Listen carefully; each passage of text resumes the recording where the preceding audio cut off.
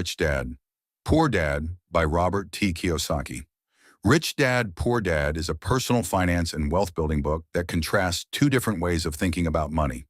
The author describes growing up with two influential father figures, his biological father, Poor Dad, who was highly educated and worked hard for financial security, and the father of his best friend, Rich Dad, who had less formal education but became financially successful through business ownership and investing.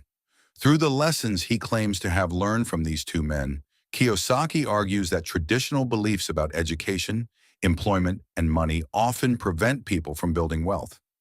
The central theme of the book is that financial intelligence is more important than simply earning a high income. According to Kiyosaki, many people spend their lives working for money without learning how money works. They focus on getting good grades, finding stable jobs, and earning promotions, but they may still struggle financially because they do not understand investing, assets, liabilities, taxes, or cash flow. The author believes that true financial freedom comes from acquiring knowledge that allows money to work for you, rather than constantly working for money yourself. One of the book's most famous lessons is the distinction between assets and liabilities. Kiyosaki defines an asset as something that puts money into your pocket, and a liability as something that takes money out of your pocket. He argues that wealthy people focus on acquiring assets such as businesses, investments, stocks, bonds, real estate, and intellectual property that generate ongoing income.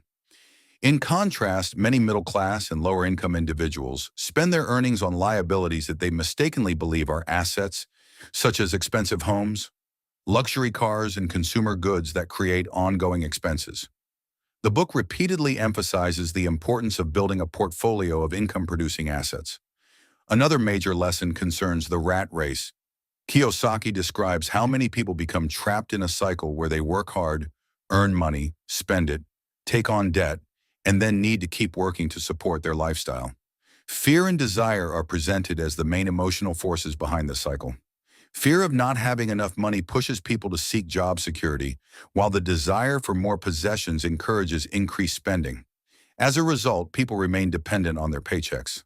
The author argues that financial education helps individuals escape this cycle by making smarter decisions about earning, saving, investing, and spending. The book also challenges conventional attitudes toward employment. Kiyosaki does not suggest that jobs are inherently bad, but he argues that relying solely on employment can limit financial growth.